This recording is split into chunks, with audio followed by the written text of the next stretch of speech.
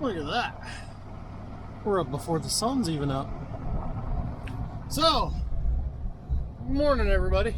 Yeah, I'm sticking with good morning, even though I shouldn't. Today is the 7th of October, Thursday.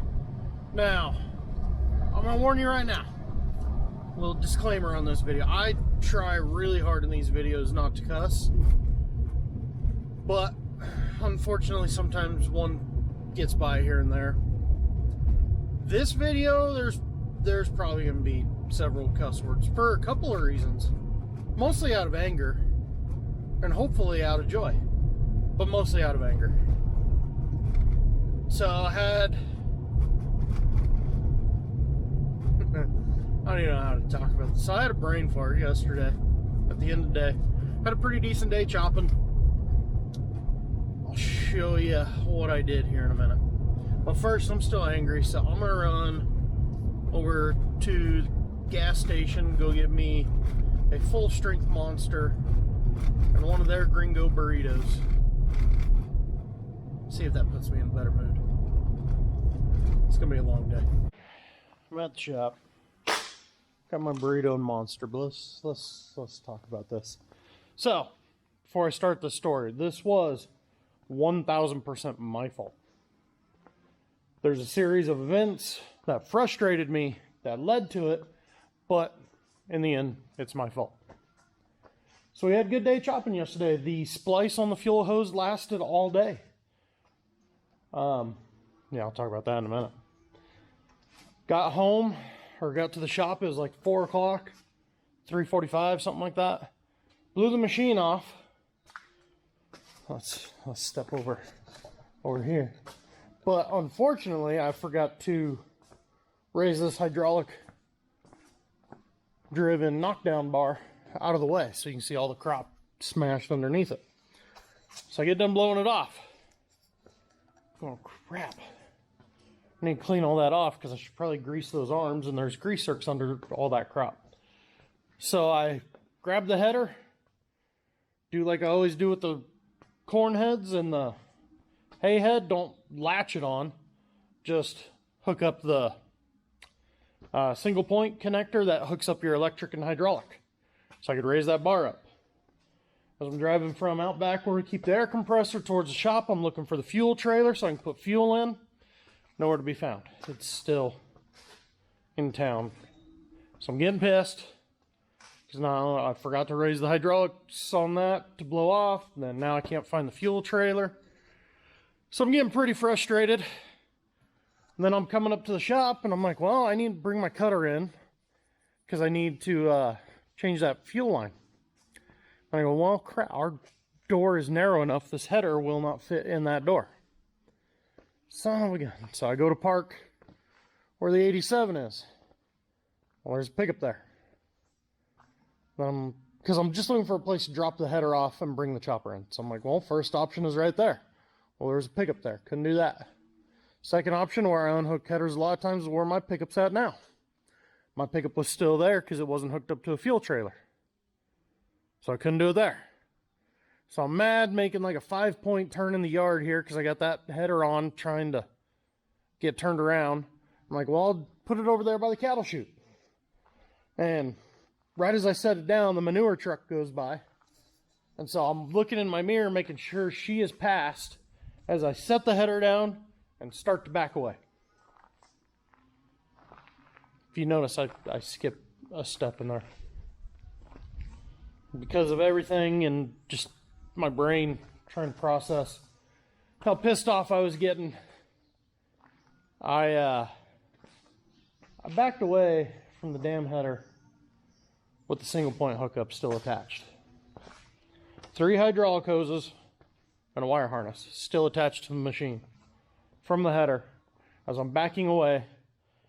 And I could have seen it had I been looking down, but I was looking in the mirror, making sure the truck was gone, making sure nothing was behind me. This is the outcome. To say I have been pissed off for the last 12 hours would be a massive understatement. So, out of 3 hydraulic hoses, 2 of them broke. Third one is okay because it broke the other end. A little bit of superficial damage to the sheetwork, but the biggest thing is wire harness. 15 wires. Now, what in the hell we've got 15 wires going to on this machine is beyond Bart and I's comprehension.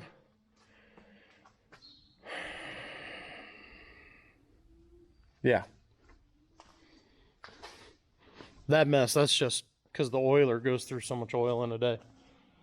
I don't know why it uses that much oil. As far as the machine, almost nothing wrong with it. Let me get over here and show you. Can you guys tell I still don't fucking want to talk about this?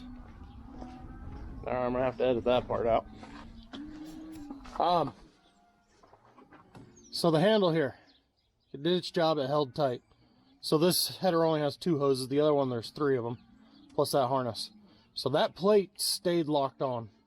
The only thing it did was, there's 2 bolts that hold it on back here. This top one is sheared off inside the block. Annoying, but not a massive problem, thankfully.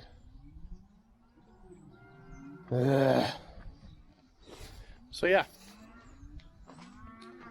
it was a really crappy ending to a really good day. I was able to limp the machine by all day. Oh, I guess that's not the... So I get everything done, and then I look at Bart and I go, so we got the fuel line to put on?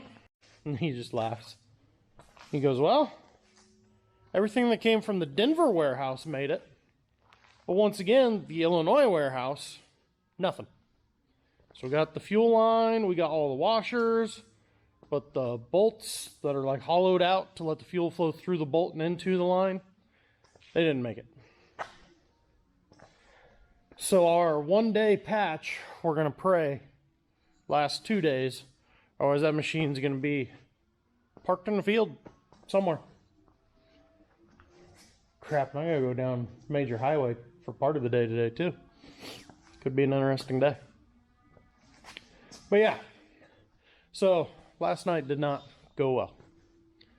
But on the plus side, we've got between 150 and 175 acres of feed left.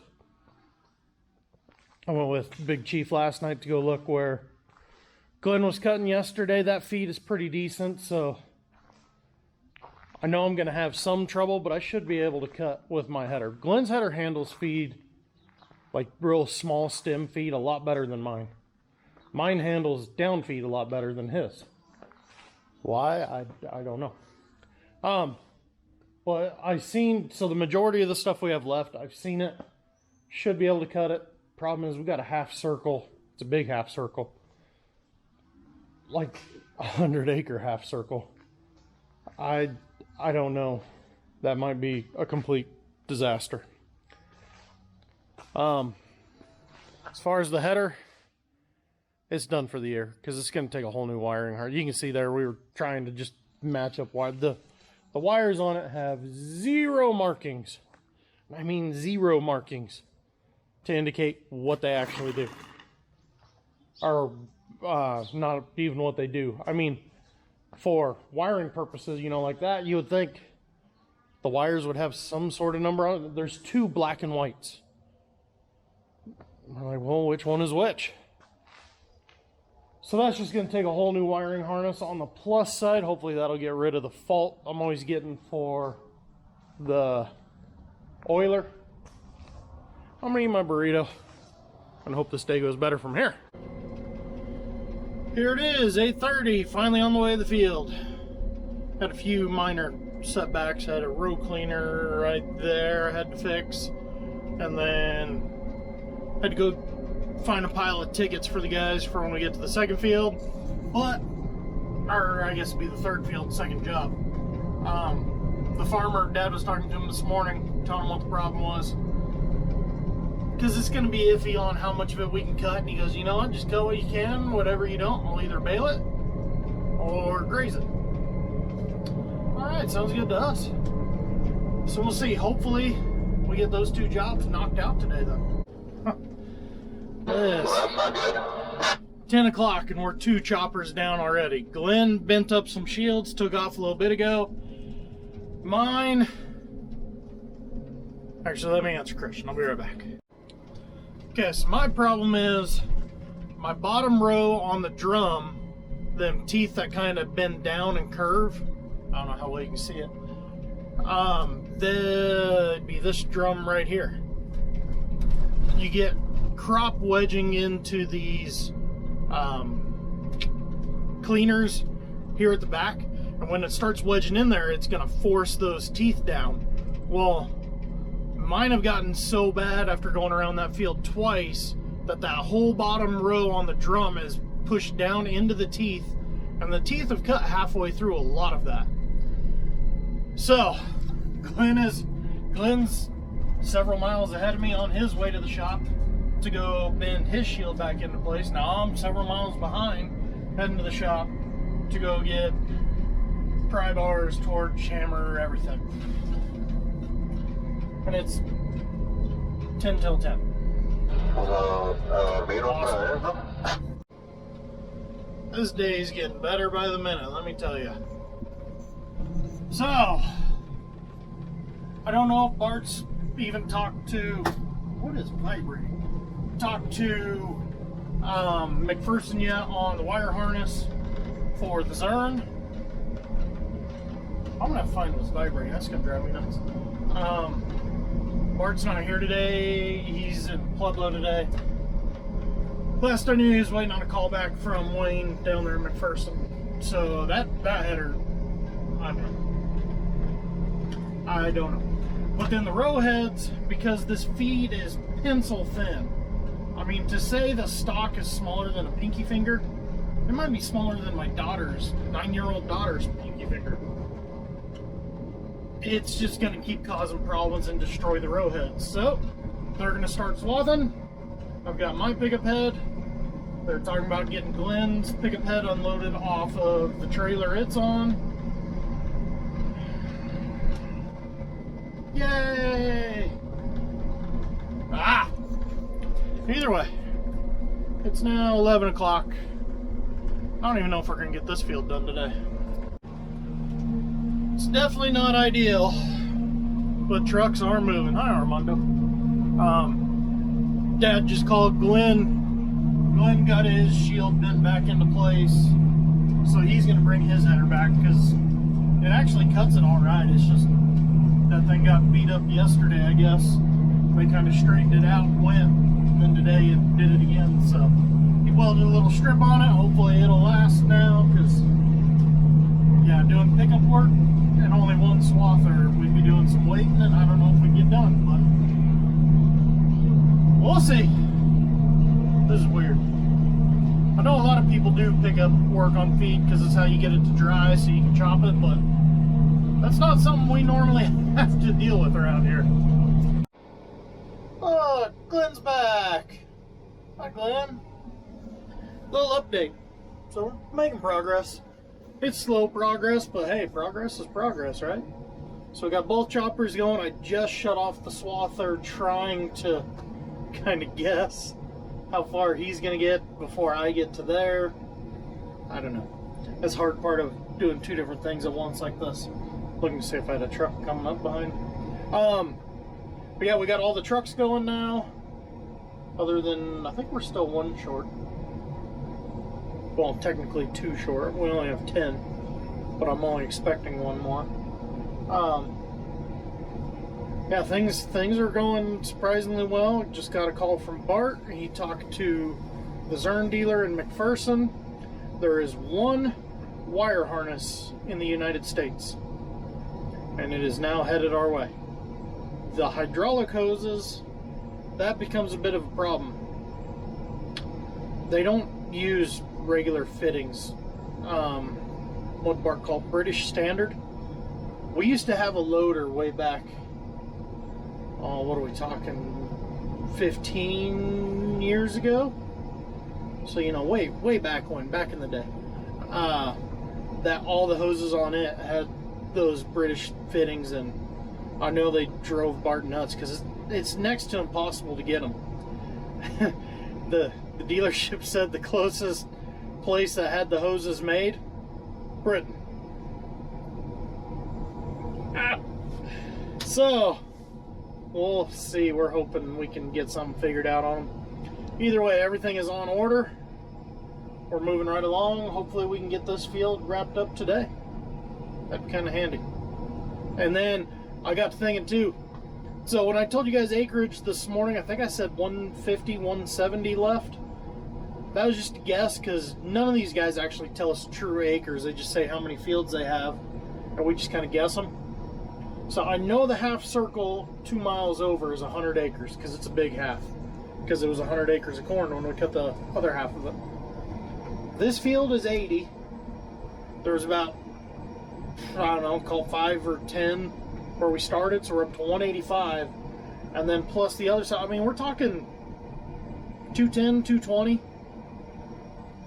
So to get 100 acres of that knocked out today after the way things have went, that'd be quite the accomplishment. I think we're going to be a little short, but, you know, whatever. We're going back and forth. That's all that matters right now. It's not even 2 o'clock yet. God, this is a long day. There's one truck. We need like 6 more. Someone want to come drive a truck? Come on. Come on. I can see another crew. Neighbor of ours, they're getting ready to fire up. Their trucks just showed up. Yeah. Alright, we'll go back to watching TV. Alright, here we go. So Glenn is getting the last, I don't know, 4 passes. I'm gonna make the, I don't know, 10-mile run home. Go switch heads. We're going to another field that's just right over here. So I gotta go way over there, come way back over here, so the trucks can go way over there. Make sense? Makes sense. Alright, so what we got, this field is done. We got done a whole lot earlier than I thought. It's barely 3:30. There is 100 acres right over here along the highway. And 400, 500 ton is supposed to go to a neighbor. And the rest is going to go to us. Well, Dad went to go look at it a little bit ago. And there's a big chunk of it that's not worth cutting. So what we're going to do is we're going to get picky, cut the good stuff. The guy said he would swath and bale or graze the rest of it. I think I talked about that earlier. All we're going to try to do is get 20 truckloads out of there. So 2 loads per truck and call it a day. That'll get between 400 and 500 ton to that pit. And we just won't worry about taking the rest because there's not going to be a whole lot left. But that will finish that pit. Then all we'll have left is 2 small jobs for next week. And yes, today's Thursday and I'm saying next week because we're not cutting tomorrow. I'll fill you in on that later. Woo, sprinkler tracks are fun. All right, 4:07, switch is made, here we go. Maybe I'll get back over there and Glenn will already be done. Wouldn't that be awesome? Just show up and, oh, no, sorry, done. I don't mind a 10-mile trip for a 10-mile drive back. All right, we're moving. It's 5:25. Let's see, Aaron will be number 9. This will be number 10. We might hit 20. I don't know. I think we're going to run out of field. You're about to lose your 3/4 truck. I heard the joys of the drought. So we'll see. We gave up. We're not going to get the number of loads we need, so we're just shutting them off. It's already 5:35. And since I talked to you 10 minutes ago, there's just 2 trucks leaving, so load 9 and 10 are leaving, 11's right there in front of me. Yeah, we're not going to make it. Oh well, it is what it is. I mean, this is part of farming in our region, you know.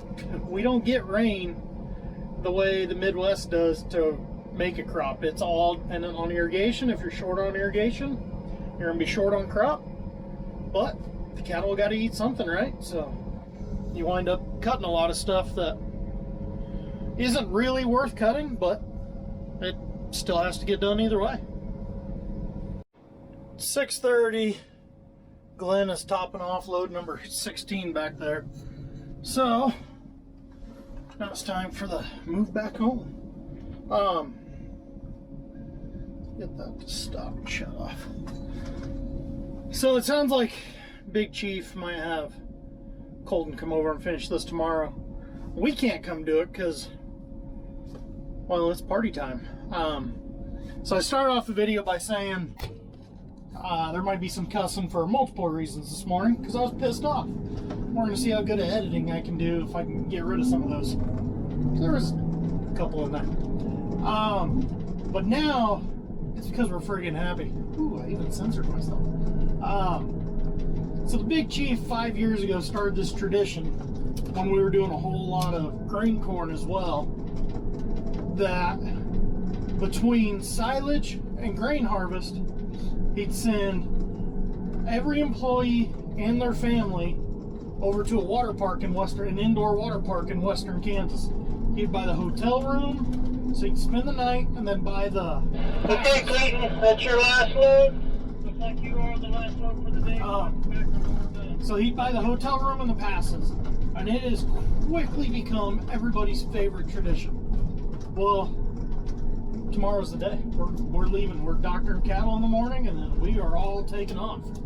Big Chief, he doesn't go because he sticks around here. Uncle Kenny sticks around here because he doesn't want to go to a water park. But the rest of us with all the kids, water park's fun. So we're going to head over there, go have some fun, drink way too many beers, you know, the usual. And then get back at it on Monday. If it doesn't rain Sunday, there's actually a chance of rain Sunday. I'm doubtful we'll see anything, but you know, there's always a chance. Either way, I'm gonna go park this. I'm probably not even gonna service it tonight because I really don't care. And see you guys next week.